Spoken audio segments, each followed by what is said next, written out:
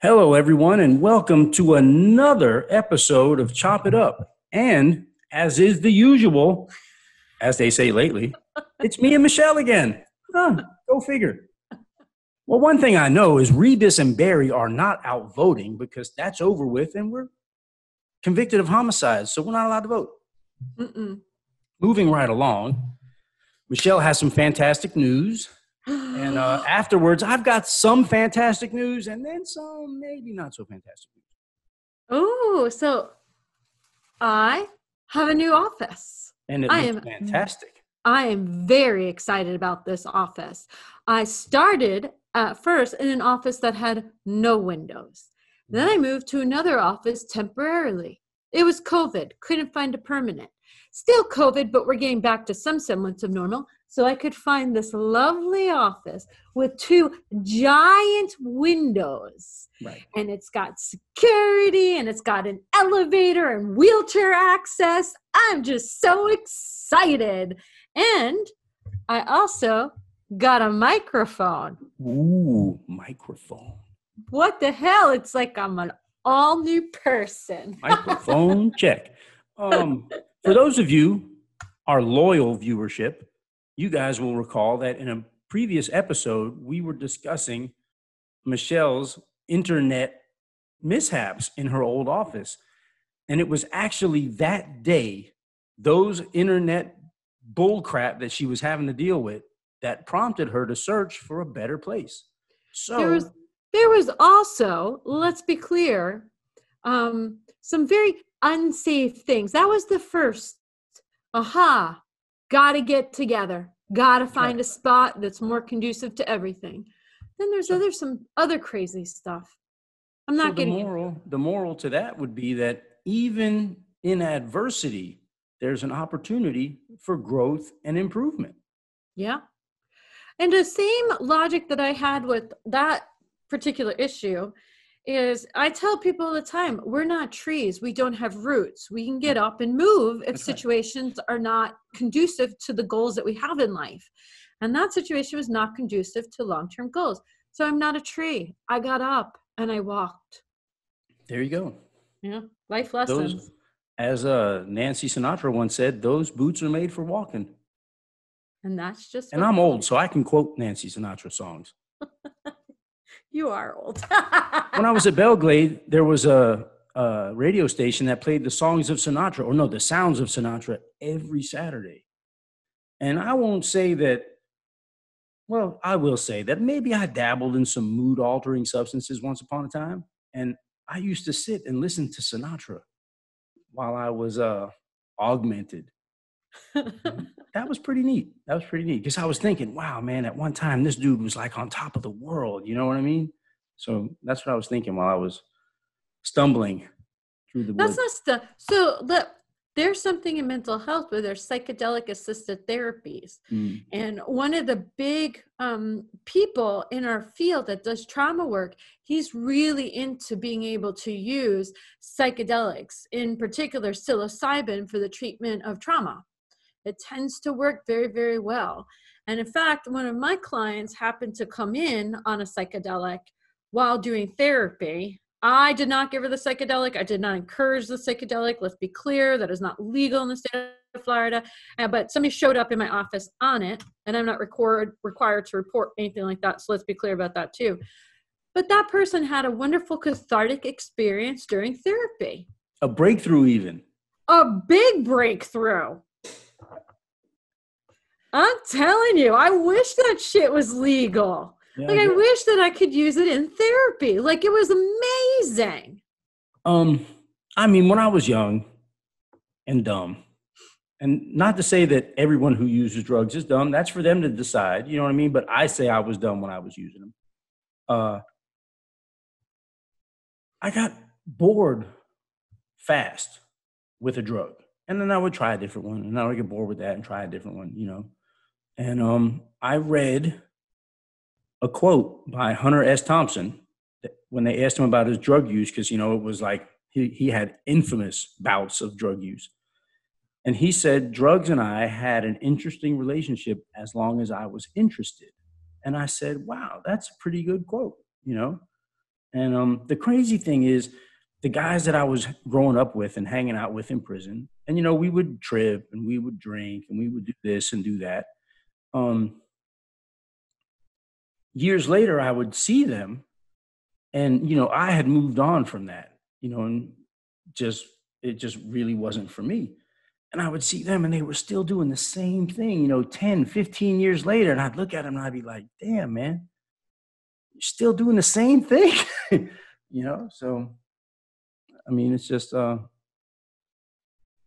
my personal experience. That was just kind of something where I felt like, man, they were still stuck in the same thing. They hadn't grown out of that or hadn't moved past it. So no, drugs are a tricky topic. Drugs don't make sense. Addiction doesn't make much sense when you look at it logically. Well, a lot of guys in prison, they do self-medicate, especially guys with life sentences. Because but the life sentence is still there when you come down. I mean, but I guess it gives them a brief period of time where they're thinking about something else or living in a fantasy world or something. I mean, I have really good friends that stay high in prison. Yeah, drugs release dopamine, and dopamine is the feel-good hormone. So like what they're looking at now is it's not so much the substance itself that causes the issue or, leads to the feelings of being okay or, not being so depressed. It's the dopamine that's released. Right. Not the source, the reaction. Pretty much. And so it's that chasing after that dopamine, chasing after that feeling that, people continue to use substances.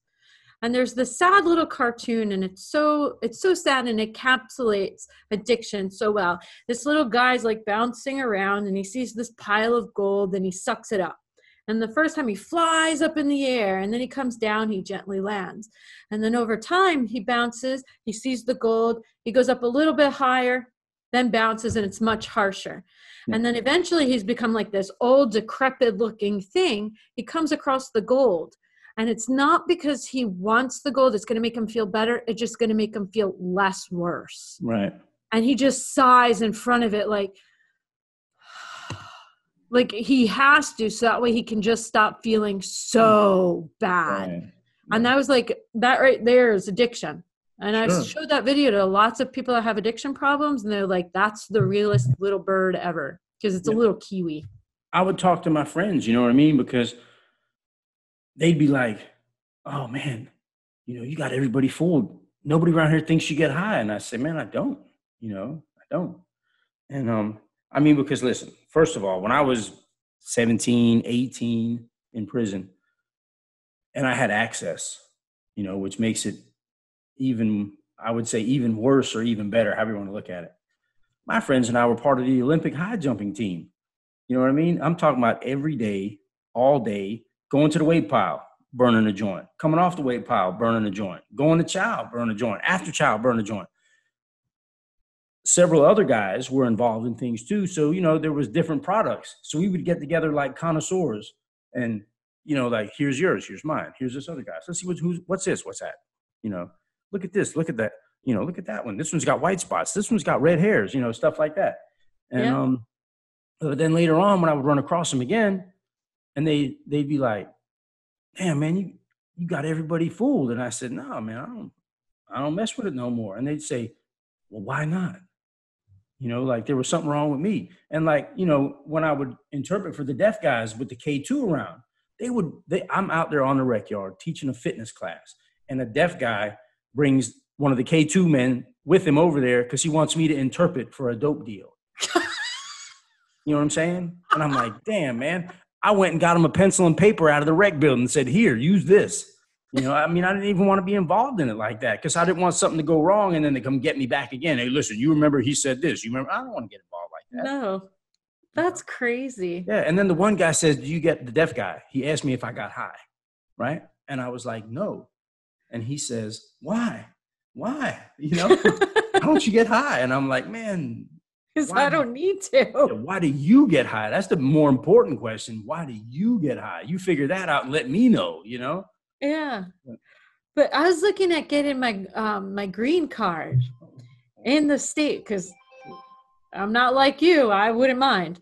And you go to the a store, it's like what you're talking about is they have like the little formulas, like this strain does X, Y, and Z. That strain does X, Y, and Z. This strain is for this. And I'm just like, oh my God. I remember when I was a teenager, you just got whatever the hell that they gave you when you bought it in like the hallways at high school. When I was, when I was out here, when I was a teenager, I mean, first of all, I believe that reefer has been a designer drug for a long time because, they mix this strand with that strand and cross-pollinate this with that. And you got these burnouts that go on like a tangent describing to you, oh, I put this in the ground and put some coffee in and the big buds just pop up. You know what I mean? I try to keep it between 65 and 62 degrees and all this crazy stuff. Aluminum foil up under the plant so it reflects sunlight and different things to the buds up on. I mean, listen, like Doc Brown in Back to the Future. That's what these guys were, mad scientists. And that's just, there was the purple this, that, the monkey-haired scents and the crystals and everything. I'm telling you, they still got the same thing, but now it's like in prescription form. Like, it's so cool. I was looking. I was like, man, this is so awesome. Yeah. What do you got? Well, what do you got a script for? I don't know. I can't give you this. No, this is too strong for you. Yeah. They have somebody that sits down with you and you go over like, okay, these are the things I need help with. I have a hard time sleeping. I have a hard time with appetite. I have a hard time with anxiety. I have whatever. I have, fibromyalgia. I have this type of thing, all these, and they'll be like, this strand. It's amazing. And then you say, well, can I mix it? Can I just mix it? Oh, no, you can't mix it. And then the thing, and so it's crazy because like I work in mental health and, in mental health, they give out benzodiazepines, which to me are 1,000 times worse than evil little pills. Benzos are evil little pills. Benzos are absolutely evil. And I have got a funny benzo story. Okay. I'm a sleepwalker. I'm an active sleepwalker. And, so part of my brain just doesn't really turn off when I go to sleep. Right. So I cover my eyes because if I don't, I'll look at everything. And then I wake up and I really don't feel like I rested, because I'll be just looking at everything while I'm sleeping. I think that's like dolphins or whales don't turn off out their brain. So, but here's the crazy part, right? Can you do Back in like 89, 90, maybe it might have been 91, 80, probably 90 or 91. I had a route where I was getting 105 milligram Valiums every week, the yellow pills, right? So I never took them. A friend of mine was addicted to them. I mean, he was like enraptured with them. If he just heard that they were around, he'd be there. And you couldn't shake him. You could not shake him. It didn't matter. I mean, if you went into the piss stall, he was right there with you. Not in the stall next to you. He was right there with you. I mean, he was like a hound dog. And so he says, man, you should try them. I'm like, all right, fuck it. So right before bed, I ate like 6 of them, right? That's a lot of them. Yeah, I ate like 6 of them. And chewed them up and everything. They tasted bad too. And I went to sleep. Or so I thought. Well, when I woke up in the morning, I had like 8 watches on. And none of them were mine. Right? So I go to my friend's room, the one who's always hooked on them and everything. And I banged on the door and he opened up his cell door and he had my watch on his table. And I said, man, what the fuck is going on? And he's laughing. He says that the night before, when they opened the doors up again, because it was on a weekend, I was out in the TV room watching TV, just standing there. And I wouldn't talk to anybody really. And guys would come up and say, hey man, I was selling them 3 for $5. Let me get 3 of them things. And I would tell them, listen, man, I'm not going to remember this in the morning. Give me your watch. So I ended up with all these guys' watches because I just refused to give them drugs on credit without getting something because I knew I wouldn't remember. So that was like the part of my brain that didn't turn off on the benzos was running the show, So I was out there hanging out, man. I hung out and sold a bunch of pills. Yeah, that was crazy. I remember that's when I knew that those weren't for me. That was when I left those the hell alone right there. See, I was legally prescribed an Ativan, and I love that Ativan. I love that Ativan. Taking it was like things just didn't matter anymore. Right. Like, Took the and edge not off. in a I don't care kind of way. It was, Yeah, it just took the edge off. yeah, everything was okay. And then I was like, I like this shit way too much, and I should probably never, ever touch it again. There you go. And I really loved it. Yeah, there you go. There you go. Like it so much you can't stand it. Yeah, where I was like, oh, if I get this on a regular, I already know that this is going to be a problem. Let's cut this off at the head right here. Let's not even go down this path a little bit. Yeah. It worked. Well, there that is. All right. Well, if you like what we talked about this time, and some of you do, press like, subscribe, share, show some support, hang out a little bit. And we'll get back to you about it some other time. See you later. Bye.